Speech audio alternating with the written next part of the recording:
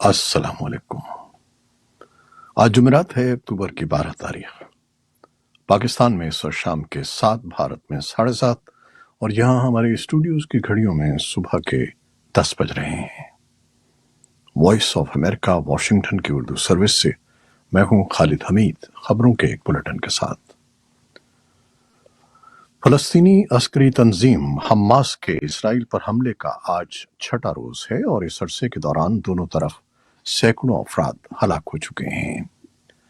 لڑائی کے بعد پیدا ہونے والی صورتحال کو دیکھتے ہوئے عالمی رہنماؤں کے رابطوں کا سلسلہ جاری ہے، اور جنگ بندی کی اپیلیں بھی کی جا رہی ہیں۔ حماس کا کہنا ہے کہ فلسطینیوں کے محصور علاقے میں بجلی منقطع ہے۔ امریکہ کے مطابق حماس کے حملوں میں اس کے 22 شہری ہلاک ہوئے ہیں، جبکہ اسرائیل نے اطلاع دی ہے کہ اس کے 1200 شہری ہلاک ہوئے ہیں۔ غزہ کا کہنا ہے کہ اسرائیل کی فضائی کارروائی میں 1350 افراد مارے گئے ہیں۔ امریکی وزیر خارجہ اینٹنی بلنکن نے اسرائیل کے دورے کے دوران بنجامن نیتن یاہو کے ساتھ مشترکہ نیوز کانفرنس میں کہا کہ جب تک امریکہ موجود ہے، اسرائیل کو کبھی بھی اپنا دفاع خود نہیں کرنا پڑے گا۔ بلنکن نے کہا کہ امریکہ دیگر دفاعی مواد کے ساتھ ساتھ اسرائیل کے آئرن ڈوم کو بھرنے کے لیے گولہ بارود کے انٹرسیپٹرز فراہم کر رہا ہے۔ امریکی فوجی امداد کی 4 کھیپیں پہلے ہی اسرائیل پہنچ چکی ہیں اور مزید راستے میں ہیں۔ بلنکن نے کہا کہ جیسے جیسے اسرائیل کی دفاعی ضروریات میں اضافہ ہوگا، وہ کانگریس کے ساتھ مل کر اس بات کو یقینی بنانے کے لیے کام کریں گے کہ ان کی تکمیل ہو۔ دورہ اسرائیل کے بعد اینٹنی بلنکن اردن جائیں گے، جہاں وہ اردن کے بادشاہ سمیت فلسطینی اتھارٹی کے صدر محمود عباس سے بھی ملاقات کریں گے۔ اسرائیلی وزیر اعظم بنیامن نیتن یاہو نے اپنے سیاسی حریف کے ساتھ مل کر زمانہ جنگ کی کابینہ تشکیل دے دی ہے، جو حماس کے جنگجوؤں کی جانب سے اسرائیل پر حملے کا انتقام لینے کے لیے ہونے والی لڑائی کی نگرانی کرے گی۔ وزیر اعظم نیتن یاہو نے ٹیلی ویژن پر اپنے خطاب میں حماس کو کچل دینے کا عزم ظاہر کیا، اور کہا کہ اس مقصد کے لیے تشکیل دی جانے والی کابینہ صرف جنگی امور پر توجہ مرکوز کرے گی۔ عرب لیگ کے وزرائے خارجہ نے اسرائیل اور حماس کے درمیان جاری جنگ پر قاہرہ میں بدھ کے روز ایک ہنگامی اجلاس میں اسرائیل کی جانب سے غزہ کی ناکہ بندی کی مذمت کی، اور محصور شہر میں فوری طور پر امداد کے داخلے کی اجازت دینے کا مطالبہ کیا۔ انہوں نے مفلس اور انتہائی گنجان آباد محصور ساحلی شہر کے لیے خوراک، ایندھن اور انسانی ہمدردی کی امداد کی فوری ترسیل کا بھی مطالبہ کیا۔ عرب وزرائے خارجہ نے اسرائیل پر یہ زور بھی دیا کہ وہ غزہ کے لیے بجلی اور پانی کی سپلائی منقطع کرنے کے اپنے غیر منصفانہ فیصلے پر نظر ثانی کرے۔ جرمن چانسلر اولف شولز نے قانون سازوں کو بتایا ہے کہ حماس کے اسرائیل پر حملوں کے بعد فلسطینی اتھارٹی کے صدر محمود عباس کی خاموشی شرمناک ہے۔ جرمنی کی پارلیمان سے خصوصی خطاب کے دوران شولز نے کہا کہ جرمنی علاقائی امن اور اسرائیل کی سلامتی کو یقینی بنانے کے لیے جائزے کی تکمیل تک فلسطینی علاقوں کے لیے تمام ترقیاتی امداد معطل کر دے گا۔ شولز نے اپنی تقریر میں ایران پر الزام عائد کیا کہ وہ حماس کی پشت پناہی کر رہا ہے، اور انہوں نے قانون سازوں کو بتایا کہ وہ تشدد کو مزید پھیلنے سے روکنے کے لیے علاقائی طاقتوں کے ساتھ مل کر کام کریں گے۔ اقوام متحدہ میں مستقل فلسطینی مبصر ریاض ایچ منصور نے کہا ہے کہ غزہ کی پٹی میں آنے والی تباہی سے بچنے کے لیے انسانی بنیادوں پر مداخلت کرنا ہوگی۔ ریاض منصور نے کہا کہ امن کا تقاضا ہے کہ اسرائیلی فریق یہ تسلیم کرے کہ ہم انسان ہیں اور ہماری قومی حقوق اور خواہشات ہیں۔ عرب لیگ کے نمائندے ماجد عبدالفتاح عبدالعزیز نے کہا کہ اگر اسرائیل یہ سمجھتا ہے کہ فوجی کارروائی سے مسئلہ فلسطین حل ہو جائے گا تو وہ غلط ہے۔ پاکستان میں حکام نے ملک بھر میں افغان کیمپوں کو مسمار کرنا شروع کر دیا ہے۔ اسلام آباد پولیس کا کہنا ہے کہ وہ دارالحکومت میں غیر قانونی تجاوزات کو ختم کرنے کے لیے حکومتی احکامات پر عمل کر رہی ہے، لیکن ان کیمپوں میں رہنے والے افغانوں کا خیال ہے کہ وہ کئی دہائیوں سے وفاقی علاقے میں رہ رہے ہیں اور حکومت کی جانب سے 1 نومبر کی ڈیڈ لائن مقرر کرنے کی پالیسی کے بعد ہی حکام ان کی پکڑ دھکڑ کر رہے ہیں۔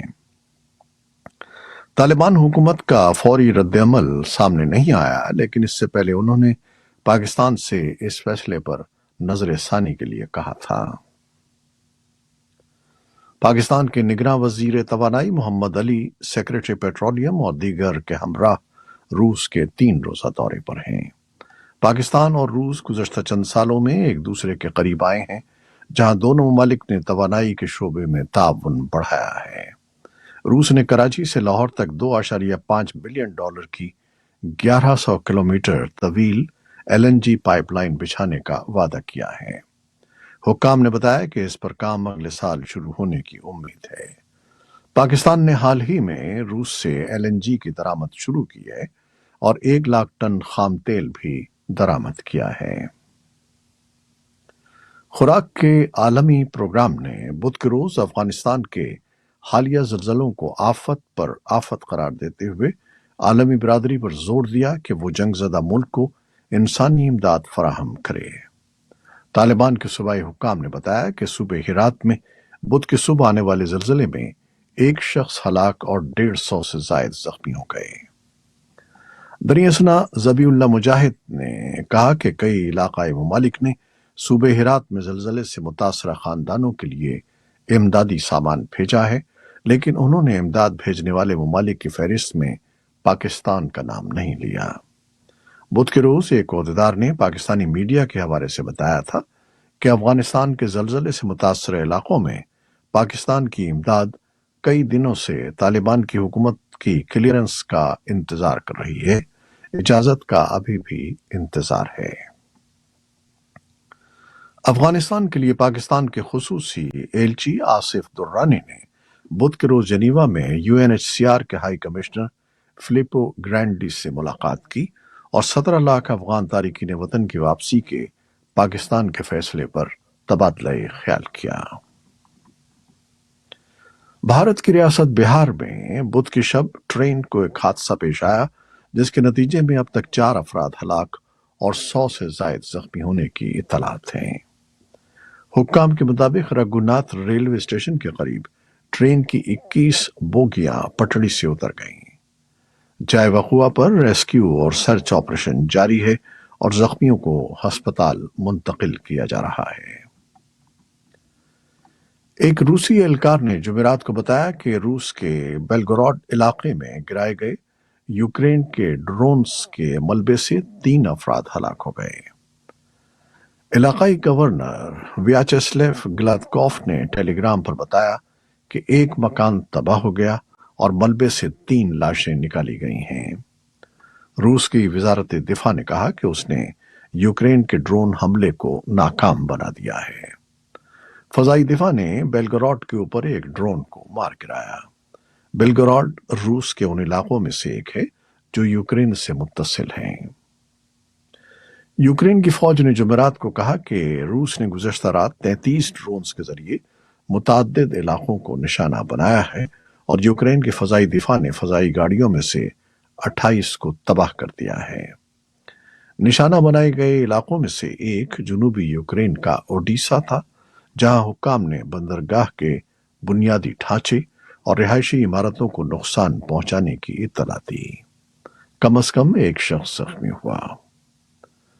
بائیڈن انتظامیہ نے روس کے خلاف جنگ میں مدد کے لیے یوکرین کے لیے امریکی امداد کے ایک نئے پیکج کا اعلان کیا ہے۔ قومی سلامتی کونسل کے ترجمان جان کربی نے وائٹ ہاؤس میں صحافیوں کو ہتھیاروں کی تفصیلات بتائیں۔ کربی نے اس پیکج کا اعلان یوکرین کے دفاعی رابطہ گروپ کی یورپ میں ایک میٹنگ کے بعد کیا ہے، جس کی میزبانی وزیر دفاع لائٹ آسٹن نے کی تھی۔ یہ ملاقات ایسے وقت میں ہوئی جب یوکرین موسم سرما شروع ہونے سے پہلے اپنے فوجیوں کو روسی افواج سے دوبارہ زمین حاصل کرنے میں مدد کے لیے مزید ہتھیاروں کا خواہاں ہے۔ امریکی ایوان نمائندگان میں قانون ساز جمعرات کو ملاقات کرنے والے ہیں کیونکہ ریپبلکن اسٹیو اسکیلس کو اس امتحان کا سامنا ہے کہ آیا وہ اگلے ایوان کے اسپیکر بننے کے لیے اپنی پارٹی سے کافی حمایت حاصل کر سکتے ہیں یا نہیں۔ ریپبلکنز نے بدھ کے روز بند دروازے کی ووٹنگ میں سابق ہاؤس اسپیکر کیون میکارتھی کی جگہ اسکیلس کو نامزد کیا ہے۔ اسکیلس کو اب پورے ایوان کی منظوری حاصل کرنا ہوگی جہاں ریپبلکنز معمولی اکثریت رکھتے ہیں۔